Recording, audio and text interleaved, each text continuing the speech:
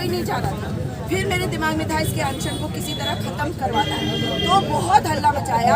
खुद भगत का वो क्या नाम है, वो बंशीधर भगत, वो आए और वो आंदोलन खत्म करवाया। उन्होंने कह कि हम करेंगे, किया नहीं, इसलिए ये झूठ बोलते हैं। वहाँ पे मैं हरीश रावत जी को भी मैं लेके गई, तमाम यूथ कांग्रेस सबको याद है। तो ठीक है, हल्ला हो गया, बात खत्म हो गई। लेकिन तबीयत किसकी खराब हुई? उसमें एक लड़का था, 4 लड़कों ने किया था और एक दो लड़कियाँ कर रही थी।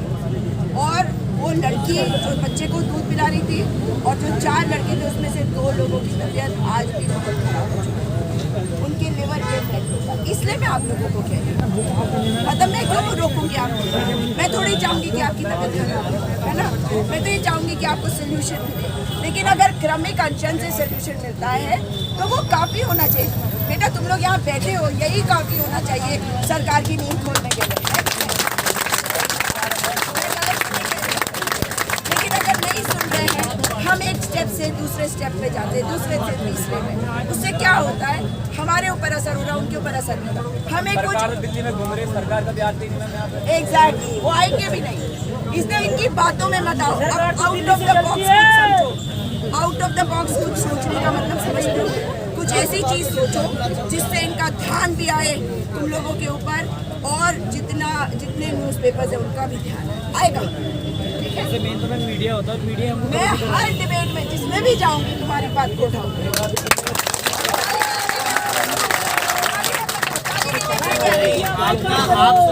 आप आज एनडीटीवी पे अगर जाती हैं, एनडीटीवी पे इनका नाम ले लेना। वो तो मैं करूंगी, आपको जी न्यूज़ मिलता है, इंडिया टीवी मिलता है, आप वहाँ पे डिबेट में मैं वो करूंगी, वो मेरा काम है। लेकिन मैं आप लोग को जो कह रही हूँ उसके बारे में सोचना, बाकी तो आप लोगों की जो डिसीजन होगा वही आप लोग करोगे। मगर एक बड़ा होने के नाते आप लोगों को यही कहूँगी कि अपने शरीर को नुकसान पहुँचा के कोई फायदा नहीं होगा। बेटा ये नहीं सुनते। 108 वाले तो बहुत गरीब परिवारों से आते थे, ठीक है, बहुत कम दिन है मैम हमारे पास। नहीं तो मैं बता रही हूँ, उन्होंने आंदोलन किया, उन्हें उठा के जेल में फेंक दिया। एक मीडिया वाला नहीं गया, सिर्फ मैं गई। एक मीडिया वाला नहीं गया, नौकरियां छीन ली गई। हमारे माँ बाप मीडिया वाले के साथ हम लोग हम तो करेंगे नहीं। वो कहते हैं हम नहीं आएंगे, वो यूँ कहते हैं कि नहीं करके आगे कोई इधर नहीं आया मैम, वो हमारे साथ बहस कर रहे थे। आप लोग अंकिता वाले का सपोर्ट करो। हाँ तो कर रहे हैं ना, बोला हम तो सब में कर रहे हैं। हमें भी तो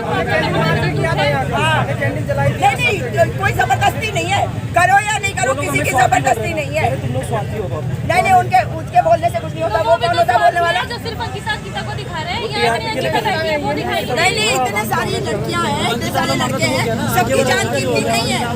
वो क्या चाहते हैं? सब अंकिता भंडारी बन जाए। हमें सबको बचाना है, हमें किसी को अंकिता भंडारी नहीं बनने देना। 2-4 मटर और उनको पता है, उसके बाद हम आएंगे मैम। पहले हो जाएगा, उसके बाद मतलब हम लोग आएंगे। ये बोला इन्होंने, ये मैम बोला है, गोल पकड़ा नहीं बोला है, गोल पकड़ा नहीं बोला है। उन्होंने ये बोला है कि अगर हो जाएगा, उन्होंने बोला जब हो जाएगा उसके बाद आएंगे। गोल भगुड़ा ने ये बात बोली है, खुद त्रिभुवन चौहान ने मुझे ये बात बोली है। फिर बोलता है कि मैं आता हूँ, उसके बाद वो गायब। उसको बोला अपना नाम चेंज करे, त्रिभुवन चौहान नहीं, गायब चौहान रखे अपना नाम। उसको इतनी अक्ल नहीं है।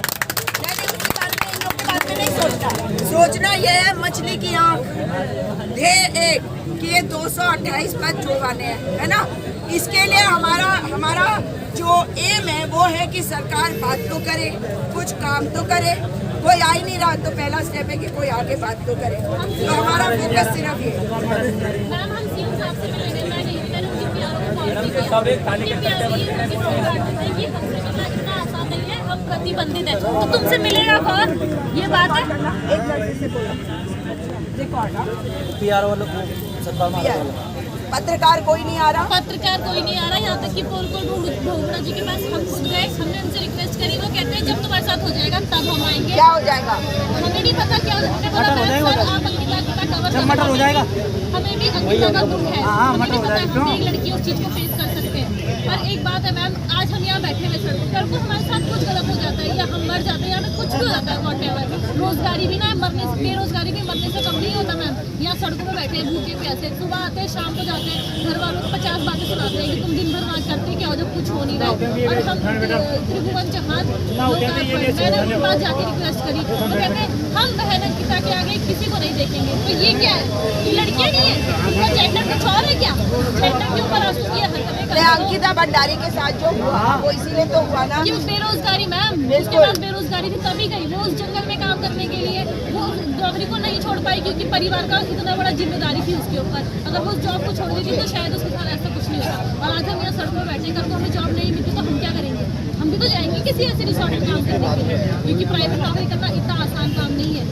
लड़कियों के लिए गवर्नमेंट से ज़्यादा और कौन सी जॉब है आप ही बताइए। हम यहाँ बैठे हैं, वो पोल को ढोंकना जीरोगे, जब तुम्हारे साथ हो जाएगा काट तब होगा। मैं तुम्हें कवर नहीं करूँगी, ये कोई बात होती है? तुम हो किस लिए फिर? तुम्हारे व्यूअर हम ही तो हैं, हम ही तो लाइक करते हैं, वो नहीं आते। और हम परसों सीएम साहब के आवास पे गए, उन्होंने बोला वो कार्यालय में गए, वहाँ पे जो काम कर रहे थे उन्होंने बोला सीएम साहब 4 बजे आएंगे। और मैंने उनके पीआरओ को कॉल किया तो उनके पीआरओ बोलते हैं कि सीएम साहब यहाँ नहीं। चलो ठीक है, यहाँ नहीं है। मैंने बोला सर आप हमसे एटलीस्ट मिल तो लीजिए, जिसके लिए फंक्शन हो रहा वही बंदा वहाँ नहीं आएगा, आप खुद सोचिए ना। और फिर वो उनके पीआरओ बोलते हैं कि हमसे मिलना प्रतिबंधित है। प्रतिबंधित है, अगर हम आपसे नहीं मिलेंगे, जनता आपसे नहीं मिलेगी तो कौन मिलेगा आपसे? ये पीआरओ ने बोला, ये मुख्यमंत्री पुष्कर सिंह धामी का पीआरओ कहता है कि आपका हमसे मिलना प्रतिबंधित है, हमसे मिलना आसान नहीं है। ये कैसा पीआरओ पाल रखा है पुष्कर सिंह धामी आपने, जो बच्चों से मिलने को मना कर रहा है, लड़कियों से मिलने को मना कर रहा है। क्या कह रही है?